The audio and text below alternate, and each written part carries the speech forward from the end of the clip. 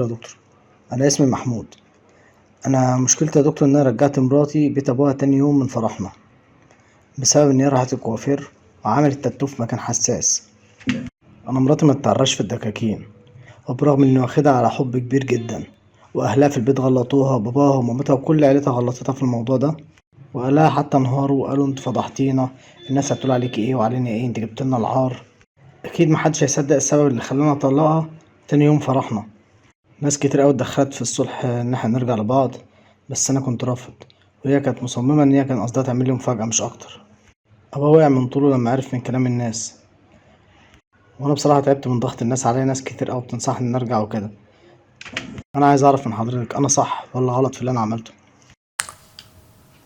الغلطان الأولاني الميديا والإعلام اللي وضحوا على طول إن المفروض إن الستات تعمل حاجات غريبة وسكسي زيادة عشان ترضي أزواجها، والبنت صغيرة وبتحبك فحبت من وجهة نظرها إنها تبهرك وما تخليش في نفسك حاجة. وهي لما عملت ده كانت لسه هتتجوزك، يعني كان حكمها في الأمور معتمد على فكرها لوحده. هي أنا ما بقولش إنه صح ولا بقول إنه غلط، أنا بقول إنها عملته بأنهي نية. أنت بتقول إنك أنت طلقتها أو مش طلقتها، رجعتها لبيت أهلها تاني يوم الصبح. يعني أنا عايزة أتخيل كده المشهد التمثيلي اللي حصل يوم فرحك معاها. أنت معاك عروستك وبعدين بدأت تلطفها، لقيتها عاملة تاتو، مشيتها. هو انت اتلككت ولا ايه؟ انا مش فاهمة برضو. ومشيتها وفضحتها، يعني انت بتعمل ايه؟ يعني انا برضو انا محتاجة، معلش، انت ممكن يكون عندك انت فوبيا من الزواج، ممكن يكون عندك انت مشكلة في اقامة علاقة، فعشان كده اتلككت عليها. ما بقولكش انك غلطان ولا انت صح، بس رد الفعل ده انا معلش انا مستغرباه شوية، مستغرباه من واحد يوم فرحه ومع عروسة بيحبها.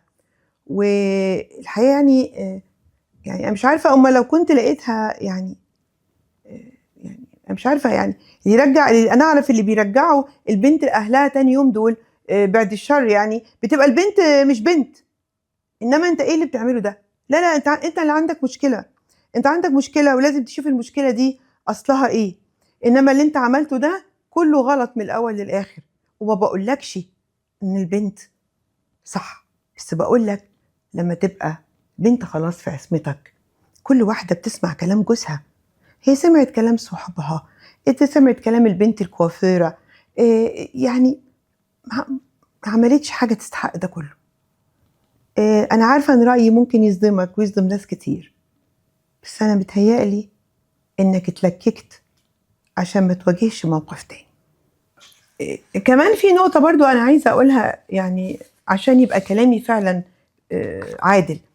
إحنا البنات بنبقى متخيلين وإحنا صغيرين إن القيود اللي بيعملوها علينا أهالينا بالجواز هتنتهي، وإن هم ماسكين علينا قوي ومضايقين علينا قوي، بيحكموا علينا قوي عشان خايفين علينا عشان مش متجوزين، ولما نتجوز بقى هناخد بقى إيه؟ الحرية.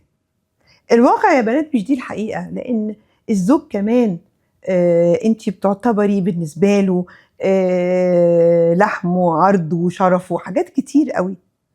فانت برضو اعذرها، هي كانت متخيلة ان هي خلاص بقى اتجوزت. اكيد مامتها ما كانتش موافقة انها تعمل تاتو وهي بنت.